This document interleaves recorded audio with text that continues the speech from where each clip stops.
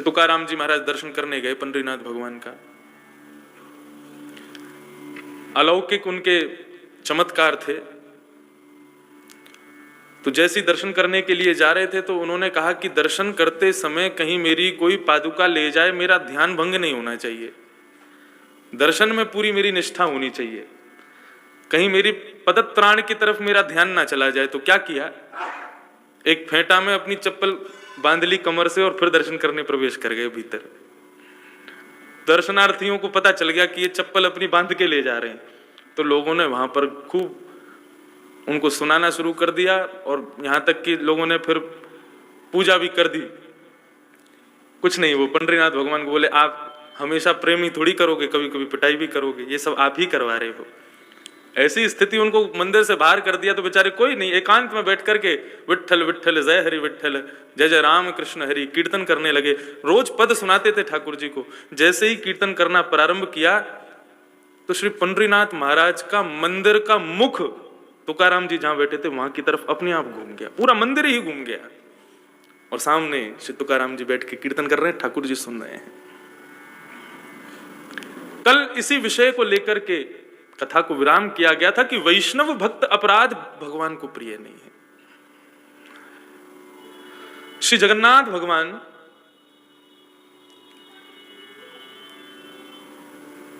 जितने भी मंदिर हैं भारत में, सबके भीतर किसी ना किसी रूप में आप कथा कर सकते हो, ठाकुर जी को सुना सकते हो, लेकिन जगन्नाथ मंदिर के भीतर कथा करना अलाउ नहीं है। क्यों?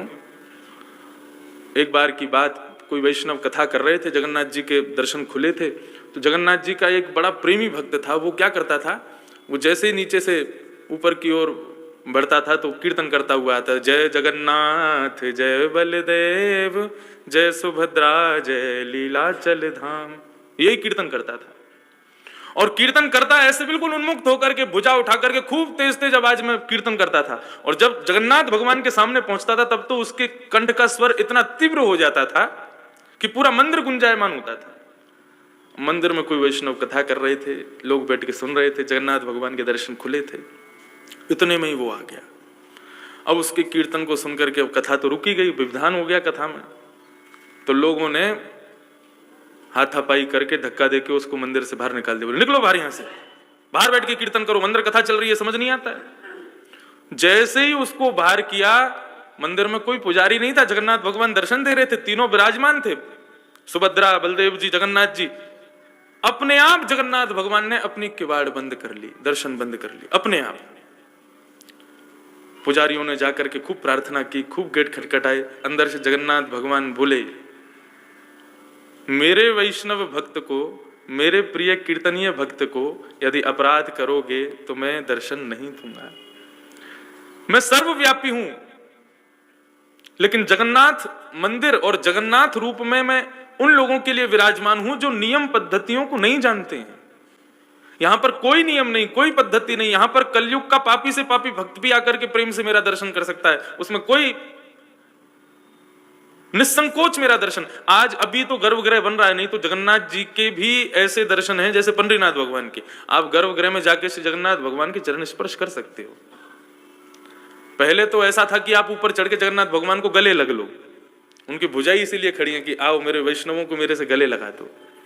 लेकिन अब गले तो नहीं, पैर तो हमने भी छुए, चरण स्पर्श का सौभाग्य तो मुझे भी मिला है। जगन्नाथ भगवान आगे जाए, ये विशाल स्वरूप सामने खड़े, जगन्नाथ स्वामी नयन पथगामी भवतु में, ऐसे विशाल नेत्र हैं। जगन्नाथ भगवान ने फिर उसी दिन कह दिया कि आज के बाद हमारी जो कथा है वो पूरे सारे तीर्थों में सुनाओ, सब जगह सुनाओ, लेकिन जगन्नाथ मंदिर में कीर्तन की प्रधानता रहेगी। कथा करनी है तो मंदिर के बाहर करो, हम कीर्तन प्रिय देव हैं। तो ठाकुर जी की प्रत्येक लीला, प्रत्येक भक्त के लिए ठाकुर जी कोई ना कोई लीला करते ही रहते हैं। हमारे लिए नन्हे से श्री गिरधर लाल जी कैसी विचित्र लीला कर रहे हैं। मुझे प्रत्येक दिन ठाकुर जी का श्रृंगार करने में 1.5 से 2 घंटा लगता है, छोटे से हैं, लेकिन इस उत्सव की मुझसे ज्यादा एक्साइटमेंट उनको 20 मिनट में तैयार हो जाते हैं। सुबह मंगला के बाद में ठाकुर जी को गोद में लेके बैठता हूं और हमेशा मुझको इतना समय लगता है, कभी यहाँ से बगलबंदी निकल जाएगी, कभी यहाँ से कुछ निकल जाएगा। अच्छा, इनके क्या है, इनके वस्त्र कोई बनाता नहीं है, इनके वस्त्र कोई नहीं बना पाया, क्योंकि हमारे लाल जी बिल्कुल, ये हाथ भी मेरा बड़ा है, इससे भी छोटे हैं। तो प्रत्येक अंग का जो आप दर्शन करते हैं वो तुरंत काट करके और उसको फिर पहनाया जाता है। तो मेरे पास में इतने बड़े बड़े कपड़े रखे होते हैं, उन्हीं में से काट काट के कैंची, मैं पूरा दर्जी बन जाता हूँ जब इनकी सेवा करता हूँ। मुझे सब पता है कितना पैर में आएगा, कितनी कछनी आएगी, कितना कैसे, वो सब काट काट के तुरंत धराता जाता हूँ। तो 1.5 से 2 घंटा रोज समय लगता है। लेकिन उत्सव में 3 बार श्रृंगार होता है ठाकुर जी का। सुबह अभी श्रृंगार आरती हुई, अब इसके बाद श्रृंगार कब होगा, शाम को उत्सव के लिए, उसके बाद श्रृंगार होगा रात्रि शयन का। और तीनों बार में मैं देख रहा हूं, मुझे ज्यादा से ज्यादा 10, 15, 20 मिनट लास्ट ठाकुर जी तैयार, मतलब बिल्कुल तैयार बैठे। जैसे बालक होता है ना, उसको स्कूल भेजने को कहो तो तैयार होने में 1 घंटा लगाएगा, लेकिन उसको बोलो मेला में जाना है, घूमने जाना है, मूवी से तैयार हो जाएगा। ऐसे ही आप सब लोगों को देखने की उत्सुकता इतनी अच्छी है हमारे लाल जी की, आप सबको देखने के काजे तुरंत तैयार हो जाते हैं, तुरंत। और अभी देखो आज उत्सव पूरा होगा, कल उत्सव पूर्ण होते ही परसों से फिर 1.5-2 घंटा लगेंगे ही लगेंगे। तो ये सब हमें सुख देने के लिए ठाकुर जी लीला कर रहे हैं। भक्तों की प्रसन्नता, वैष्णवों की प्रसन्नता, संतों की प्रसन्नता, ब्राह्मणों की प्रसन्नता, गौ की प्रसन्नता, यही ठाकुर जी का मुख्य उद्देश्य है। ये सब प्रसन्न है तो ठाकुर जी को भी अति प्रसन्नता है।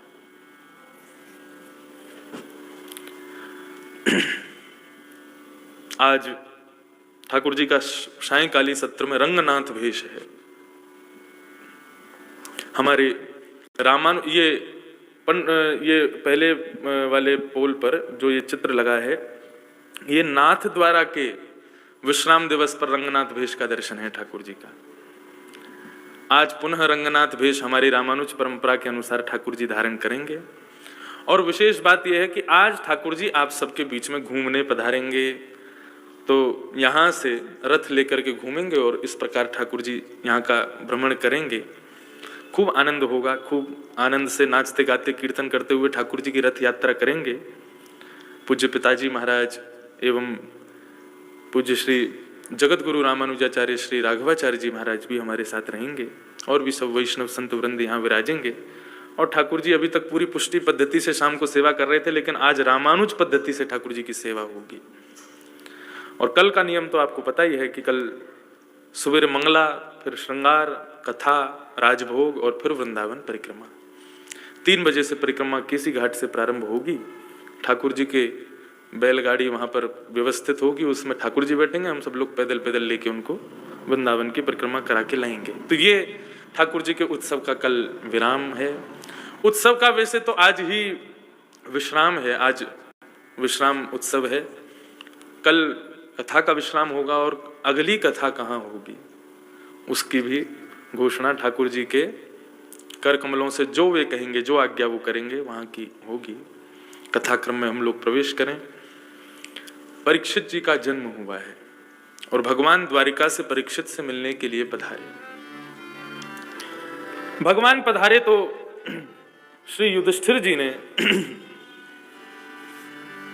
अर्जुन को आज्ञा की कि अर्जुन आप जाइए और जाकर के द्वारिकाधीश को पुनः द्वारिका तक छोड़ करके आओ।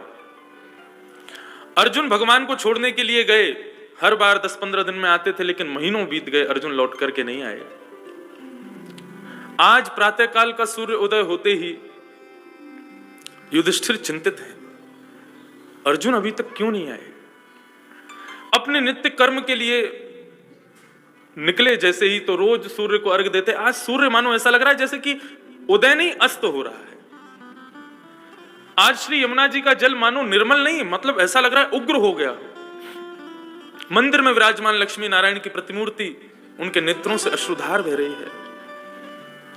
घुड़साल के सारे घोड़े आज विचलित हैं। ये सब अपशगुनों का दर्शन करते हुए श्री युधिष्ठिर जी महाराज भीम को कहते हैं कि अर्जुन क्यों नहीं आया, क्या कारण रहा। हर बार तो इतने दिन में आता था, लेकिन इस बार इतना समय क्यों लग गया अर्जुन को।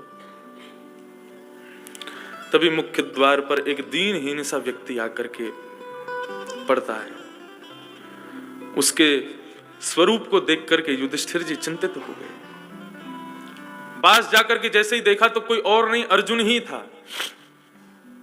अर्जुन के इस दीन वेश को देख करके युधिष्ठिर जी बड़े चिंतित हुए। अर्जुन, क्या हुआ तुम्हें? तुम्हारे मुख की कांति फीकी क्यों पड़ी है? तुम्हारा मुकुट कहां है? तुम्हारा कवच कहां है? गांडीव धनुष कहां है? द्वारिका गए थे द्वारिकाधीश को छोड़ने, इतने महीनों बाद आए हो। द्वारिका में सब कुशल तो है ना? सब आनंद में तो है ना?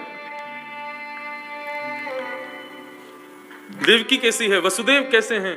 रुक्मणी कैसी है? सबका हालचाल युधिष्ठिर पूछ रहे हैं। लेकिन अर्जुन मानो जैसे कोई अचेत अवस्था में होता है, ना मुस्कुराना, ना हंसना, ना रोना, बस एक तरफ देख करके बस लेटा हुआ है।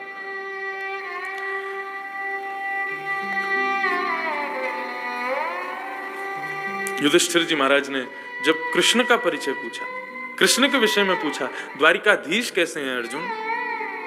ये द्वारिकाधीश शब्द सुनते ही अर्जुन के नेत्र बंद हो गए, शरीर कंपायमान हो गया, रुदन करने लगा अर्जुन। कि वंचितो हम महाराज हरिणा बंधुरूपिण येन मे पहितं तेजो देव विस्मापनम महत्।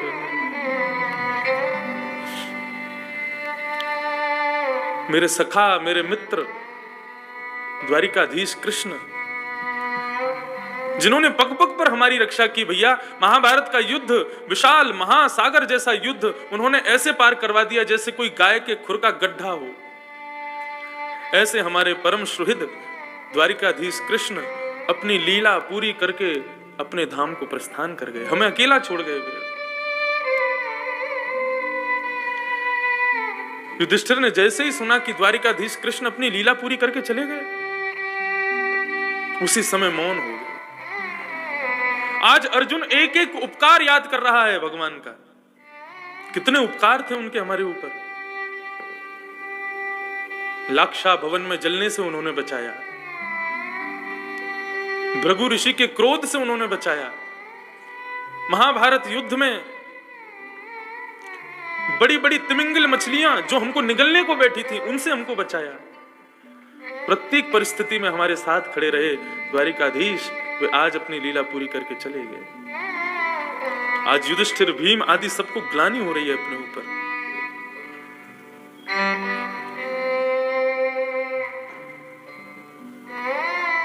मानव अपकार करने में पीछे नहीं रहता, उपकार करने में 2 कदम पीछे ही रखता है। किसी की अवहेलना करनी हो तो जरा भी संकोच नहीं करता, लेकिन किसी का सम्मान, किसी के लिए 2 प्रेम के शब्द कहने हो तो उसमें उसको बड़ा संकोच होता है।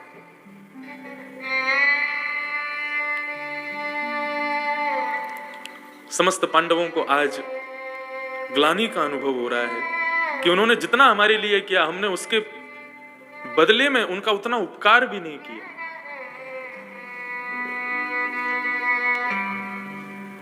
भगवान कृष्ण नहीं है तो हम रह करके भी क्या करेंगे? समस्त पांडवों ने अपने कुल के दीपक परीक्षित, जो कि दूर खेल रहे थे, नन्हे बालक हैं, उनको बुला करके राज सिंहासन पर बिठा दिया। ब्राह्मणों के द्वारा राज तिलक करवा दिया और ब्राह्मणों को ही कहा कि आपके निर्देशानुसार ये बालक राज्यपाट संभालेगा, आप देखते रहिएगा। और समस्त पांडव राजकीय वस्त्र त्याग करके, वडकल वेश धारण करके वन को प्रस्थान कर गए। मैंने कल भी, शायद कल या परसों के प्रसंग में यह बात कही थी, ये 5 पांडव हम सबके जीवन में विद्यमान हैं, लेकिन पांडव युद्ध तब जीतेंगे जब साथ में कृष्ण और द्रौपदी दोनों हैं। हमारे पास पांडव तो हैं, लेकिन द्रौपदी रूपी दया और कृष्ण रूपी ज्ञान हमारे पास नहीं है। इसीलिए महाभारत का युद्ध हार जाते हैं हम लोग। समस्त पांडव स्वर्गारोहण को प्रस्थान कर गए। ऐसे भगवान के अति प्रिय पांडवों को हम प्रणाम करते हैं। परीक्षित अब राजा हैं। भैरव परीक्षित राजा।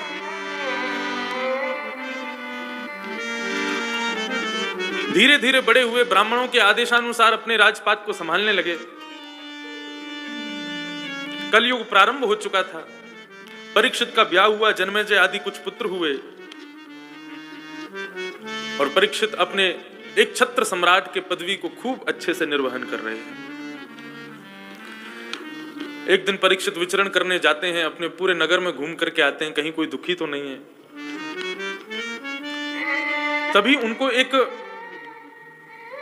आश्चर्य दृश्य दिखता है।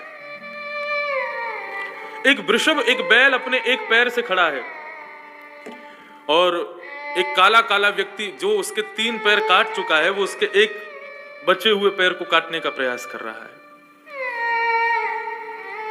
एक गऊ सामने खड़ी हुई रुदन कर रही है। इस दृश्य को देखकर के परीक्षित अचंभित हो गए। मेरे राज्य में हिंसा? तलवार निकाल करके आक्रमण करने के लिए जैसे ही आगे बढ़े, इतने में ही उस काले व्यक्ति ने चरण पकड़ लिए। ये कोई और नहीं है, ये कलयुग ही है।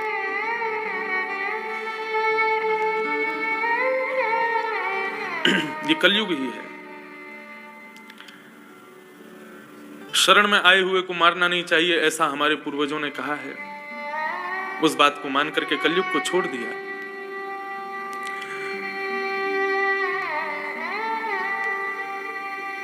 वृषभ, धर्म और परीक्षित दोनों का संवाद हुआ।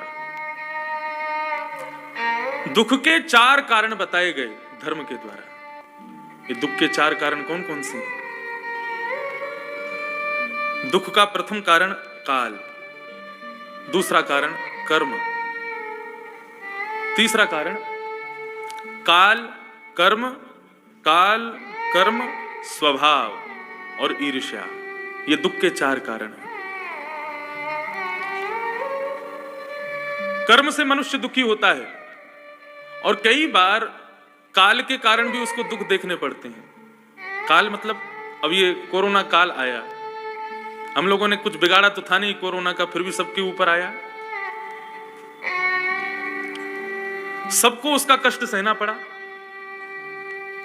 तो काल का दुख, कर्म का दुख, जैसा हम करेंगे वो भोगना ही पड़ेगा, चाहे वो कितना भी खराब किया हो। आप कितने भी श्रेष्ठ क्यों ना हो, लेकिन यदि आपने कर्म खराब किया है तो भोगना तो पड़ेगा। काल, कर्म और तीसरा है स्वभाव। कई लोग स्वभाव से ही दुखी होते हैं, उनके स्वभाव में ही दुख व्याप्त होता है। छोटी सी चीज भी बिगड़ जाए, अनुकूलता यदि प्राप्त ना हो, तुरंत दुखी हो जाते हैं। नहीं, प्रत्येक परिस्थिति को भगवत कृपा समझ करके और उस परिस्थिति में भी भगवत भाव समझ करके ही रहना चाहिए। यदि प्रतिकूल भी है तो भी भगवान की कृपा है, तो भी भगवत कृपा है। स्वभाव से दुखी नहीं। तो कर्म, काल, स्वभाव और चौथा है ईर्ष्या। दूसरे का सुख वो दुखी करता है। ये 4 प्रकार के दुखों के विषय में बात वृषभ और धर्म और परीक्षित के मध्य हुई। वास्तव में धर्म कहते हैं कि परीक्षित, मानव को दुख कौन देता है ये मानव स्वयं नहीं जानता। मानव दुखी है, उससे पूछो आज दुखी क्यों हो, आज दुख का कारण कोई और है, कल दुख का कारण कोई और है। प्रत्येक दिन हमारे दुख के कारण बदलते रहते हैं और कई बार तो हमारे दुख के कारण वही बन जाते हैं जिनसे हमको सुख मिल रहा था। क्यों? लाइब्रेरी में जहां नजर घुमाओगे वहां पर किताब ही दिखेगी, पुस्तकालय में जहां नजर घूमेगी वहां किताब ही दिखेगी, भोजनालय में जहां नजर घुमाओगे वहां प्रसाद ही दिखेगा, भोजन ही दिखेगा। ऐसे ये संसार को हमारे शास्त्रों में दुखालय बताया गया है। यहां जहां नजर घुमाओगे वहां दुख ही दुख दिखेगा, सब दुखी हैं। इस दुखालय ने भगवान के ही अवतार बुद्ध का प्रणयन किया। ज्योतिषों ने मना कर दिया था कि हे राजन, आप अपने इस बालक को कभी बाहर मत आने देना। राजा ने बड़ी बड़ी दीवारें खड़ी करवा दी, मेरे पुत्र को कभी बाहर देखना ना पड़े, जाना ना पड़े, सारी सुख संपत्ति राजमहल के अंदर ही उपस्थित कर दी। बुद्ध का ब्याह भी महल के भीतर ही हुआ, बच्चे भी महल के भीतर, उनको ये पता ही नहीं था बाहर होता क्या है। एक दिन अपने महामंत्री के साथ में निकल पड़े पिताजी से बच करके। जैसे ही बाहर गए तो सबसे पहले एक व्यक्ति खांस रहा था, उसको देखा, बोले मंत्री जी ये कौन है, इसको क्या हुआ? बोले खांस रहा है, बीमार हो गया है। बोले बीमारी क्या होती है? बोले सबको बीमार होना पड़ता है, एक आध बार तो बीमार होते ही हैं, उससे क्या होता है? बोले कष्ट होता है। थोड़ा आगे गए तो एक वृद्ध को देखा, बोले ये क्या है? बोले ये वृद्धावस्था है, बाल अवस्था, युवावस्था और उसके बाद में वृद्धावस्था आती है। वृद्धावस्था में स्वयं नहीं चला जाता, एक लाठी लेकर के चलनी पड़ती है, दिखाई नहीं देता नेत्रों से तो किसी का सहारा लेना पड़ता है, खाया नहीं जाता है तो सीरा आदि और दलिया आदि ये सब पदार्थ खा करके ही पेट भरना पड़ता है। थोड़ा और आगे गए तो एक शव यात्रा देखी। बुद्ध बोले मंत्री ये क्या हो रहा है? बोले कि ये मृत्यु है, अकाट्य सत्य, सबको मरना पड़ता है राजन। बोले सबको मरना पड़ता है? बोले हाँ, एक दिन मैं भी मर जाऊंगा। बोले हाँ मरना तो पड़ेगा, जिसने जन्म लिया उसको मरना तो पड़ेगा। बस वही देख करके वैराग्य हो गया, अपने समस्त परिवार कुल खानदान सबको छोड़ करके वही भगवान बुद्ध के अवतार हो गए। सोचो यदि सब जगह केवल सुख होता तो संसार कैसा होता? कभी कथा नहीं होती यदि सुख होता तो, कथाएं होती भी तो कोई सुनता नहीं। मुझे माफ कीजिएगा लेकिन भागवत कथा श्रवणार्थियों में 3 श्रेणियां होती हैं। पहली भक्त, जिसको दुख सुख से कोई मतलब नहीं है, उसको केवल भगवत कथा श्रवण में रुचि है इसलिए उसको सुनना है। दूसरी श्रेणी होती है निमंत्रित व्यक्ति, जिसको आमंत्रण भेजा गया है, आप आओ कथा में बैठो, पधारो, उत्सव है, आना तो पड़ेगा। ये निमंत्रित लोग भी आते हैं। और तीसरे जो अपने काल कर्म स्वभाव परिवार व्यापार सबसे दुखी हैं, वे आते हैं। क्यों? क्योंकि इस असार संसार में यदि इस भयंकर दुखालय में यदि कहीं सुख की अनुभूति होती है तो वो भगवत कथा में ही होती है। यहां पर बैठकर के भगवत कीर्तन भी कर लिया जाए तो हम भले ही 3 घंटे के लिए सही अपने सारे कष्टों को दुखों को भूल तो जाते हैं कम से कम। दुख ही मानव की संपत्ति है, फिर दुख से क्यों घबराता है? यदि दुख ना होता, सब जगह केवल सुख होता तो मानव कर्मनिष्ठ नहीं होता, सब आलसी होते, हम आप सब लोग। हमारे जीवन में दुख ही इसलिए है कि हम सदैव लगे रहते हैं काम में कि हमें सुख मिले सुख मिले सुख मिले, और उस सुख को पाने के चक्कर में हम कम से कम कर्मनिष्ठ तो बने रहते हैं, मेहनत तो करते रहते हैं, कुछ ना कुछ करते तो रहते हैं। इस उत्सव में भी आने से इसका अभिप्राय क्या है? क्यों आए हो आप? उत्सव यजमानों ने तो खूब व्यय भी किया है इस उत्सव के लिए। पूज्य पिताजी महाराज ने, दास ने भी व्यय किया है, चैनल पर टेलीकास्ट हो रहा है, उसका भी व्यय होता है, सब चीज का व्यय होता है। इतना व्यय हम लोग करके यहां क्यों विराज रहे हैं? कि इस असार संसार दुखालय में सुख की अनुभूति यहां होती है, उस सुख के लिए। और यदि हम सब सुखी होते, क्यों करते उत्सव, क्यों सुनते कथा, क्यों करते कर्म? घर में बैठे रहते, आराम से रजाई ओढ़ के पड़े रहते। हमको कर्मनिष्ठ बनाता है दुख। ये सब संवाद कौन कर रहा है? वो वृषभ कह रहे हैं परीक्षित से। श्री स्वामी विवेकानंद जी महाराज कहते हैं कि यदि आपके जीवन में कभी भी प्रतिकूलताएं नहीं आ रही हैं,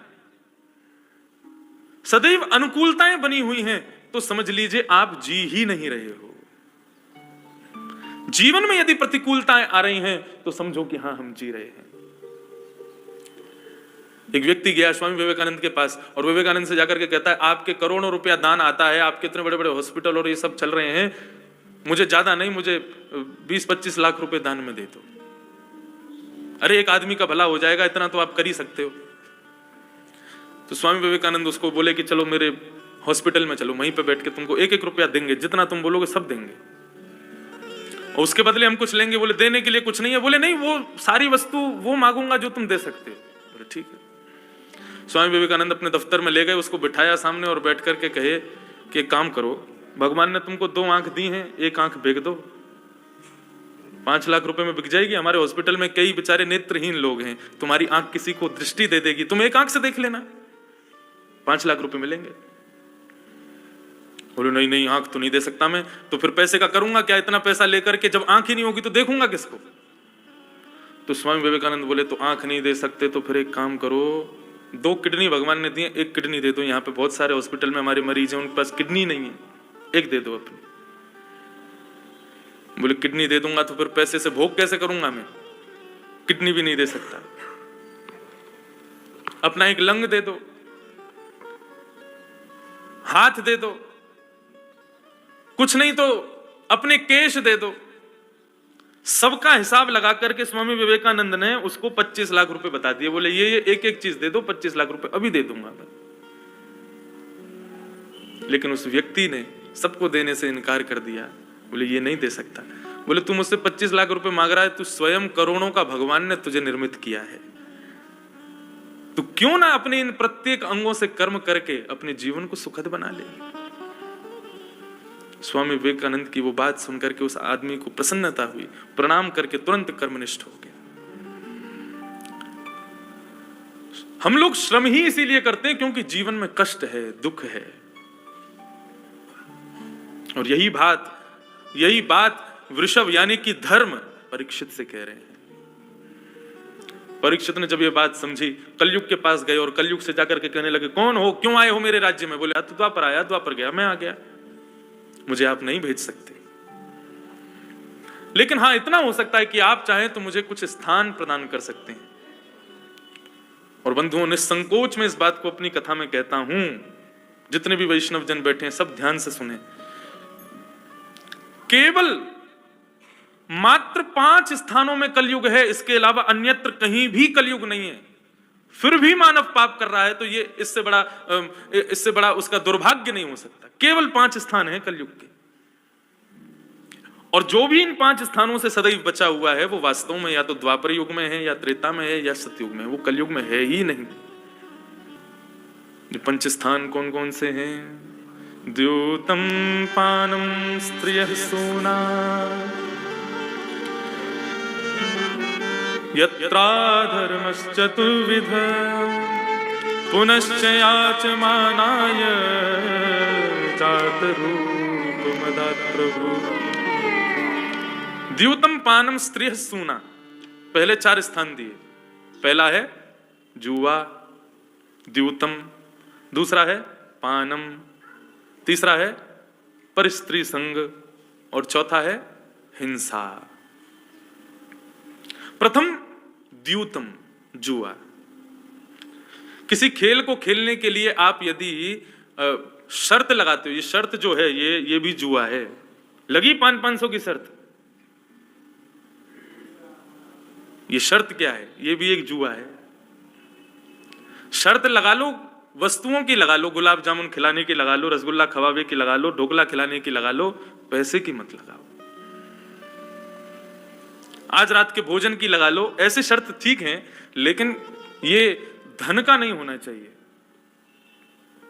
धन स्वयं लक्ष्मी है, और आप लक्ष्मी की ऐसे इस प्रकार बाजी नहीं लगा सकते, इस प्रकार उसको जुए के रूप में प्रयोग नहीं कर सकते। श्रीमद् भागवत में ऐल गीत आता है। जब सप्त गीत पर कथा की थी तब मैंने ऐल गीत कहा था, और ऐल गीत से पहले भिक्षुक गीत आता है। उस भिक्षुक गीत में यही भाव बताया कि जो व्यक्ति अपने धन का 2 प्रकार से, या तो व्यय बिल्कुल ना करता हो, बिल्कुल खर्च ना करता हो, और दूसरा बताया जो गलत स्थानों पर खर्च करता हो, ऐसे व्यक्ति के पंचदेव रुष्ट हो जाते हैं, 5 देवता उससे नाराज हो जाते हैं। सूर्य, गणपति, देवी, विष्णु और शिव, ये पंचदेव उससे रुष्ट हो जाते हैं, नाराज हो जाते हैं। 2 प्रकार के लोगों से, एक तो अति कंजूस जो धन निकालते ही नहीं है अपने जेब से, उनसे भी, और एक उनसे जो केवल धन का प्रयोग केवल अपने व्यय के, अपने भोग के लिए करते हैं। जुआ खेलेंगे, मदिरा पिएंगे, उल्टे सीधे काम करेंगे, और सब दुनिया भर के नशा पत्ती आदि करने वाले लोगों के पंचदेव रुष्ट हो जाते हैं, जो लक्ष्मी का व्यय गलत तरीके से करते हैं। तो द्यूतम पाप है।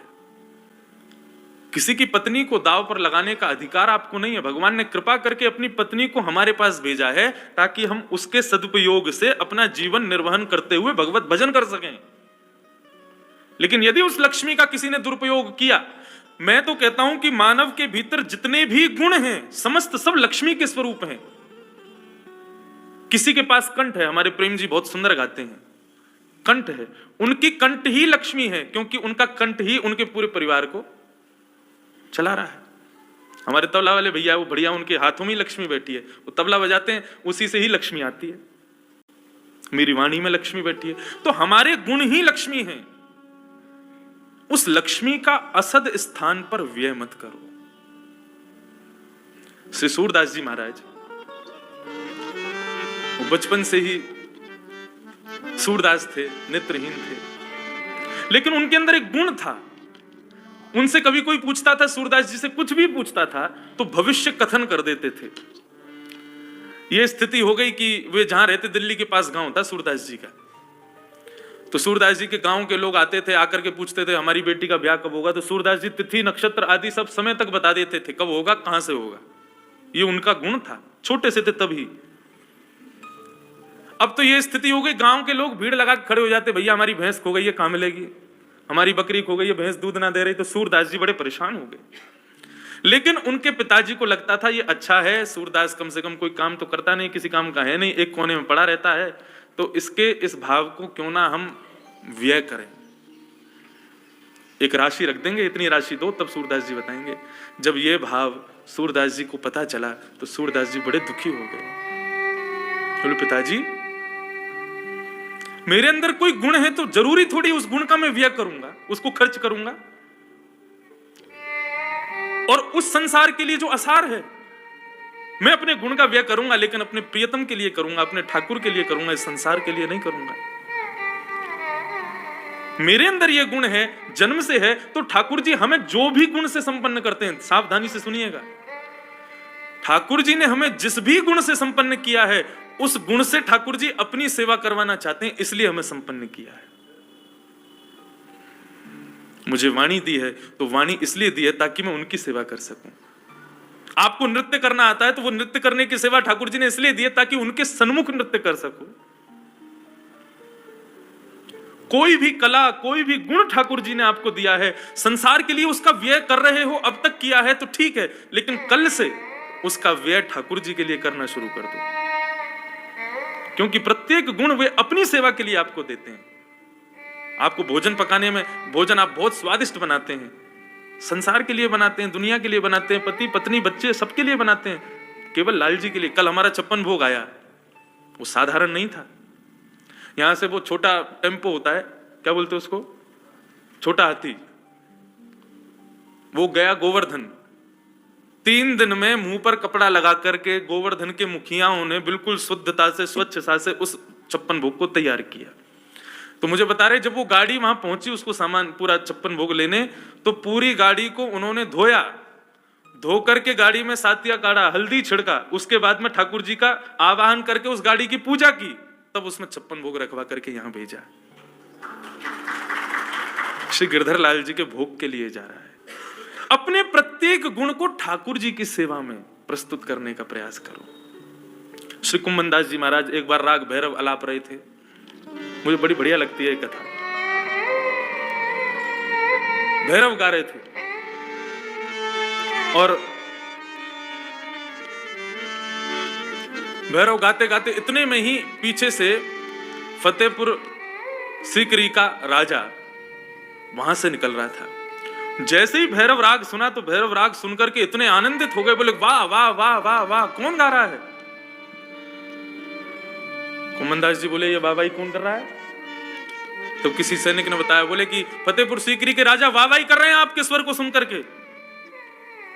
कुम्मनदास जी के सामने राग मालाएं रखी थी, विविध विविध राग उसमें लिखे हुए थे, उनकी सब आरोह अवरोह सब लिखे हुए थे। तो भैरव राग का पन्ना फाड़ दिया, बोले जिस राग को अपने ठाकुर जी को रिझाने के लिए गाता हूं, उस राग पर ये राजा वाहवाही कर रहा है, नहीं गाऊंगा आज के बाद इस राग को, गाना ही नहीं है। लेकिन राजा के कानों को ऐसा चस्का लगा उनके स्वर का, रोज पालकी भेजते हैं, रोज लोगों को भेजते हैं। बोले उनको एक बार मेरे दरबार में ले आओ, अपने मित्रों के सन्मुख उनके गायन को प्रस्तुत करते, मेरी गरिमा बढ़ेगी, उनके स्वर को सुनकर के मेरे मित्र प्रसन्न हो जाएंगे। लेकिन कुम्भन दास जी महाराज रोज टाल देते। कुम्भन दास जी ज्यादा धनाढ्य परिवार से नहीं थे। ऐसा बताते हैं कि वे जब अपना स्वरूप तिलक बनाते थे तो वो बनाने के लिए भी एक परात में जल भरते थे और उस जल में अपना मुख देख करके तब तिलक आदि स्वरूप बनाते थे। बिस्तर नहीं थे घर में तो झाड़ फूस के ही बिस्तर बना करके उस पर बैठते थे, ऐसे कुम्भन दास जी। और उनको धन की तो आवश्यकता, पूरा परिवार पीछे पड़ गया। बोले जाते क्यों नहीं हो, राजा स्वयं मुख करके आपको बुलाता है।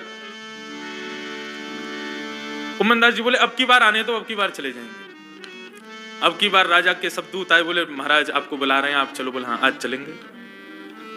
बोले आपके लिए पालकी भेजी है, बैलगाड़ी भेजी है, इसमें बैठ के चलो। बोले नहीं पैदल जाएंगे हम। पैदल फतेहपुर सीकरी गए, आगरा के पास। सुबह के चले, शाम को पहुंचे। शाम को जैसे ही राजा के दरबार में प्रस्तुत हुए, चारों तरफ राजा के मित्र बैठे हैं। क्या सुनना है राजा बताइए। राजा ने कहा कि हमें भैरव राग सुनना है, जो आप उस दिन आलाप रहे थे वही सुनाइए। बोले वैसे तो मैंने ठाकुर जी की सेवा में भैरव राग गाना बंद कर दिया। भैरव सुबह सुबह का राग होता है। जो लोग सुबह मंगला में आते हैं तो मंगला करने के बाद में यहाँ पर ठाकुर जी को भैरव गा करके उठाया जाता है। ठाकुर जी को राग समय अनुसार सुनाने चाहिए। इसके पीछे भी कथाएं हैं। श्रीनाथ जी का एक द्वारपाल था, उसने सवेरे भैरव राग सुन लिया, गुसाई जी गाते हैं। उसको इतना अच्छा लगा कि रात्रि में जब ठाकुर जी को शयन करा के गुसाई जी चले गए तो वो रात भर भैरव गाता था।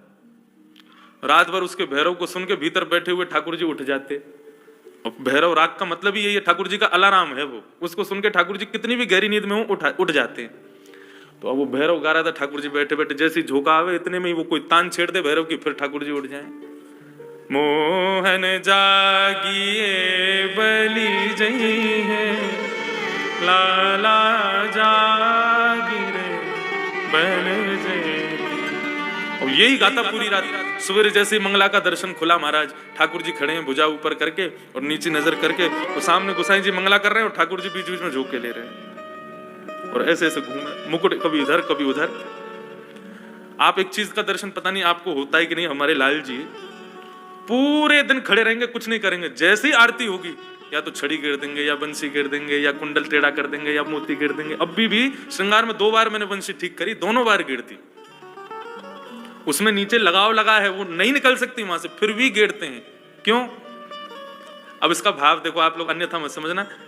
ठाकुर जी तो सो रहे हैं लेकिन अर्चक की नींद पूरी नहीं है, इसलिए ठाकुर जी को नींद आ रही है। हमारी नींद पूरी नहीं हो रही, रात में खूब देर तक जगना हो रहा है। सुबह जल्दी उठ के ठाकुर जी की सेवा पूजा और फिर श्रृंगार, फिर कथा, फिर दोबारा श्रृंगार, पूरी व्यवस्था शाम की, फिर रात्रि में। इसलिए ठाकुर जी बार बार बंसी गिर गिर के ये बताते हैं, बोले कि मुंह को सुबह के खुद कथा करवे जा रहा हो, तू कब सोएगा? तो गुसाई जी आए, बोले देखे लाल जी अभी सो नहीं रहे, आंखें लाल पड़ी हैं। लाल जी आपको श्रम हुआ? कहाँ गए थे रात को? बोले मैं कहीं ना गए हो। बोले हमको बताओ क्या हुआ? बोले वो अभी नयो द्वारपाल आया हो ना, वाकू रागन की इतनी पतो ना है, वो रात में भैरव गावे, सुबह के भैरव को सुन के मुंह को नींद नहीं आवे। गुसाई जी बोले हमारे लाल जी को श्रम हुआ, द्वारपाल को हटा दिया। बोले चले जाओ यहाँ से। अब वो चला गया। अब रात्रि में ठाकुर जी सोए तो ठाकुर जी पूरी रात बेचैन होने लगे। तो सवेरे मंगला में फिर झोंके आए। तो गुसाई जी बोले जरूर कोई और बात है, द्वारपाल तो हटा दिया हमने, फिर क्यों नहीं सोया आप पूरी रात? बोले अब हमारा नियम बदल गया है, अब हमको भैरव सुन के ही नींद आती है, अब उसी को बुलवाओ वापस। तो ठाकुर जी बड़े प्रेमी हैं रागों के। तो भैरव राग प्रातः काल का राग है और रात्रि का राग बिहाग, सोरठ, ये सब रात्रि के राग हैं। हम गाते हैं ना, गोवर्धन की रही है तलती, ये सुबह भी गा दिया ना तो ठाकुर जी के नेत्र बंद हो जाएंगे, उनको नींद आ जाएगी। तो ऐसा राग है। तो कुम्भन दास जी महाराज उस राजा के दरबार में पहुंचे। राजा ने कहा भैरव सुनाओ। कुम्भन दास जी बोले भैरव गाना हमने ठाकुर जी की सेवा में तो बंद कर दिया क्योंकि तुमने वाहवाही करी थी, लेकिन तुम सुनना चाहते हो तो तुमको भैरव पुनः सुनाएंगे। और श्री कुम्भन दास जी महाराज ने पद गाया। गा तो रहे हैं उसके प्रिय राग में, लेकिन राग में जो शब्द गा रहे हैं ना, वो शब्द नहीं है, बाण मार रहे हैं राजा के ऊपर। भगत। हम जानते नहीं है क्या कि तुम कौन हो। हम भली भांति समझते हैं कि आप कौन हैं, पांडवों के वंशधर हैं और कोई साधारण व्यक्ति नहीं है परीक्षित, जिसके लिए गर्भ में भगवान प्रवेश करके रक्षा करें, वो साधारण नहीं हो सकता। लेकिन शुकाचार्य जी उस भाव को समझ गए। बोले तुम अपने लिए ये प्रश्न नहीं कर रहे हो, कृतो लोक हितम नृप। अरे तुम तो एक राजा हो, एक छत्र सम्राट हो, तुम्हारी मृत्यु की खबर सुन के, श्राप की खबर सुन के हजारों संत तुम्हारे सामने समुपस्थित हो गए, लेकिन तुमने प्रश्न इसलिए किया कि आने वाले कलयुग में किसी साधारण व्यक्ति की वो स्थिति हुई जो मेरी है, तो उसके अंतकाल में इतने संत दर्शन देने नहीं आएंगे, तो उनके लिए मैं पूछ लेता हूं कि वे अंतकाल में क्या करें। पूज्य महाराज जी की कथा में श्रवण करता हूं, हर बार कुछ ना कुछ। महाराज जी तो पूरी कथा ही एक प्रसाद के रूप में परोसते हैं, लेकिन आपकी कथा में एक भाव इतना सुंदर श्रवण किया। यही इसी द्वितीय स्कंद में लिखा है, अंते नारायण स्मृति योगी नाम नृप निर्णीतम। योगियों ने सबने निर्णय लेकर के निकाला कि जिसको मुक्ति चाहिए वो क्या करे, अपने अंतिम समय में भगवत स्मरण कर ले।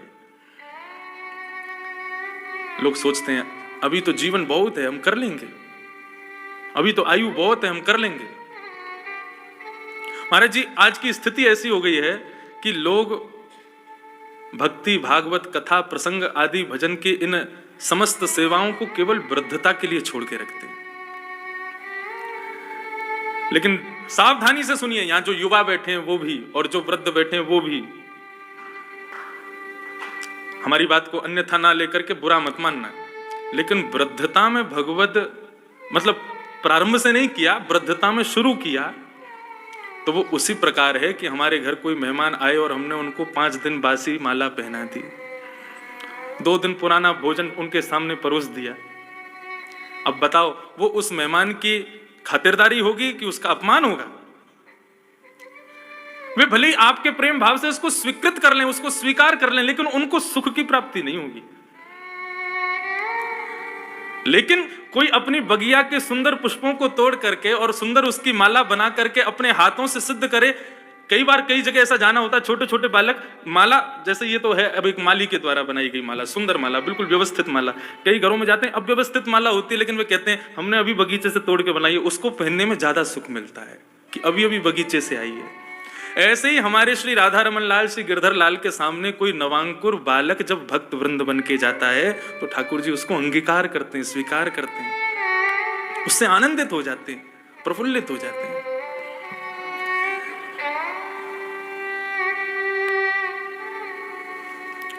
भक्ति 55 का नहीं, बचपन का विषय है, बचपन से करो। श्री प्रहलाद जी महाराज कहते हैं, कौमाराचरेत प्राज्ञो धर्मान भागवतान।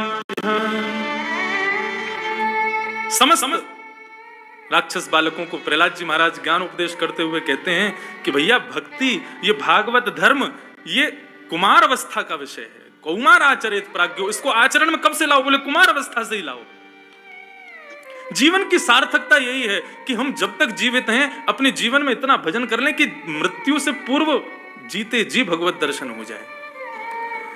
मुक्ति और भक्ति में केवल इतना ही भेद। मुक्ति का मतलब भगवत दर्शन संसार के परित्याग के बाद, और भक्ति का मतलब जब तक जीवित हैं अपने नेत्रों के आगे ही श्री राधा रमन लाल जी के चलते फिरते दर्शन हो जाए।